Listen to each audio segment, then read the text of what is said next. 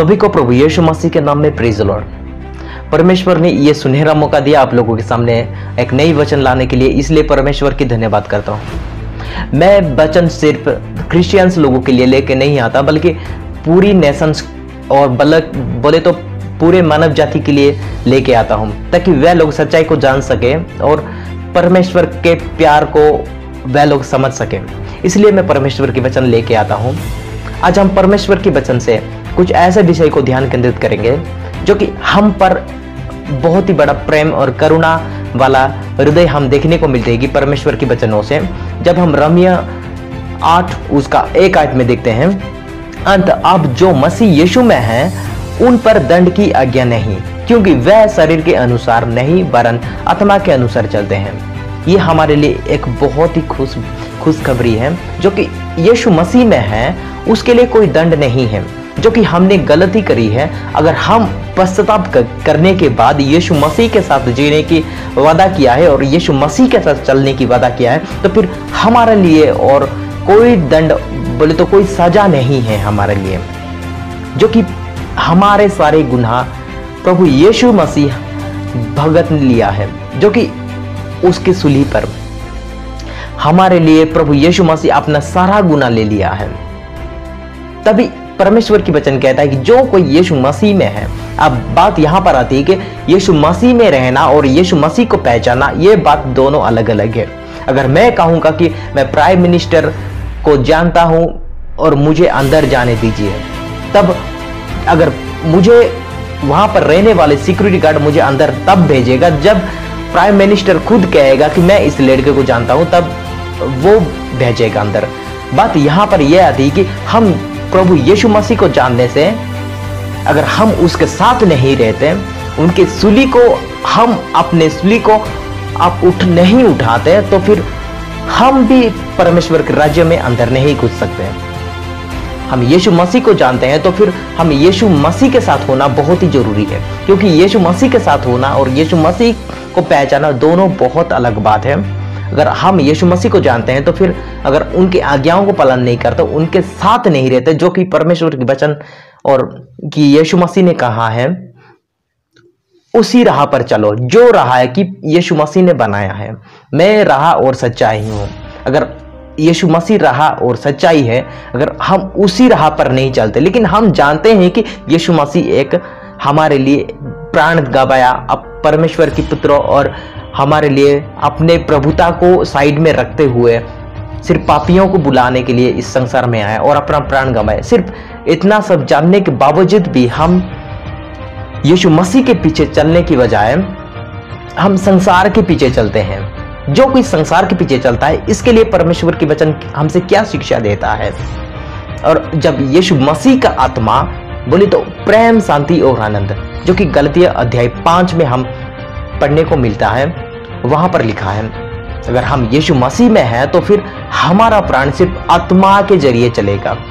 अगर हम संसार में से हैं तो फिर संसार में से रहने वाले लोगों के लिए परमेश्वर की वचन क्या कहता है, क्योंकि शारीरिक व्यक्ति शरीर की बातों पर मन लगाते हैं, परंतु आध्यात्मिक आत्मा की बातों पर मन लगाते हैं।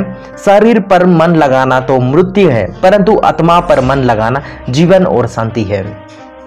अब यहां पर हम आज किस पर मन लगाए? परमेश्वर की आत्मा बोली तो परमेश्वर की वचन ही परमेश्वर की आत्मा है। जो सारे चीजें लिखा गया है पवित्र बाइबल में, वो सिर्फ परमेश्वर की आत्मा के जरिए ही लिखा गया है, उसकी मदद के जरिए लिखा गया है। तो आज हमें अगर आत्मा के अनुसार चलना है तो फिर परमेश्वर की वचन के अनुसार चलना जरूरी है। तब जाकर के हम आत्मा के जरिए अगुवाई हो जाएंगे और इस संसार से हम तब नफरत करेंगे। छोटी छोटी वस्तु पर हम जब लड़ाई करते हैं, इस संसार की वस्तुओं पर, और इस छोटी छोटी पैसों और कुछ वक्त के लिए पेट भरने वाली चीज पर हम लड़ाई करते हैं, अपने घरों में, दोस्तों के साथ, कहीं सारी जगहों पर, तो ये सारी चीजें तब हम नफरत कर सकते हैं जब हम पवित्र बाइबल के अनुसार चलेंगे, परमेश्वर की आत्मा के अनुसार चलेंगे। तब हमें परमेश्वर की आत्मा अगुवाई करेगा। और इस संसार से परमेश्वर की आत्मा विरुद्ध है, और इस संसार से जो आत्मा है, मतलब बोले तो शैतान का आत्मा है, वो परमेश्वर के विरुद्ध खड़ा होता है।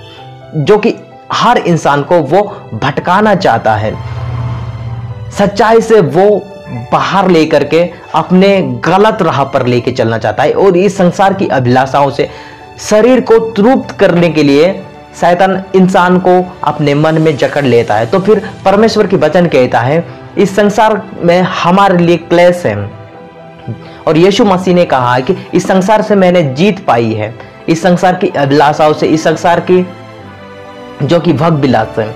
यीशु मसीह अपने मनुष्य रूप धारण करके हमारे लिए अपना प्राण गंवाया।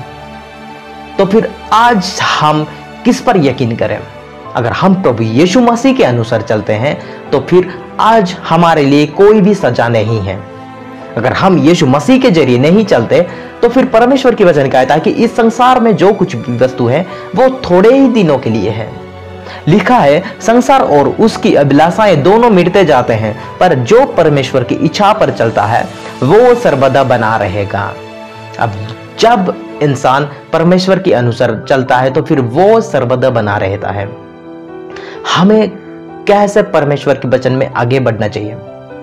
हमारी खोज सिर्फ परमेश्वर के राज्य और उसकी धार्मिकता में होना चाहिए। हम सबसे पहले किससे ध्यान देते हैं? ना परमेश्वर के वचन से, ना इस संसार की अभिलाषाओं से जो कि थोड़े ही दिनों के लिए हैं। ये हमारे लिए बहुत ही बड़ा फैसला है जो कि आज हमें करना जरूरी है। यह उसका 24 अध्याय में लिखा है कि आज हमें चुनना है कि आज हमें किसकी सेवा करनी है, ना परमेश्वर की, ना इस संसार की मूर्तियों की। जो कि संसार मूर्ति बोले तो सिर्फ आइडल्स ही नहीं होते, बल्कि टीवी भी आपके लिए एक मूर्ति बन जाता है जब आप हमेशा देखते रहते हैं, और मोबाइल्स भी आपके लिए एक मूर्ति बन जाता है जब आप हमेशा उसके साथ लगे रहते हैं। तो फिर आज आपको चुनना है कि परमेश्वर की वचन या इस संसार की वस्तुएं जो कि कुछ वक्त के लिए मिटने जाते हैं। आपको आज फैसला लेना बहुत ही जरूरी है। अगर आप यीशु मसीह को जानते हैं तो फिर आप यीशु मसीह के अनुसार व्यवहार करें, यीशु मसीह के अनुसार आप चलने की कोशिश कीजिए। हम इंसान हैं, हम इंसान एक गलती से और पाप से निकले हुए हैं, और आज हमें अपने आप को पश्चाताप करना है, और आज हमें अपने आप को सुधार लाना है कि परमेश्वर की वचनों से। आज हमें परमेश्वर की वचनों से अपनी जिंदगी, अपने सारे प्राण परमेश्वर के ऊपर सौंप देना चाहिए कि जो कुछ इस संसार में क्लेश है हमें सिर्फ सहना बहुत ही जरूरी है।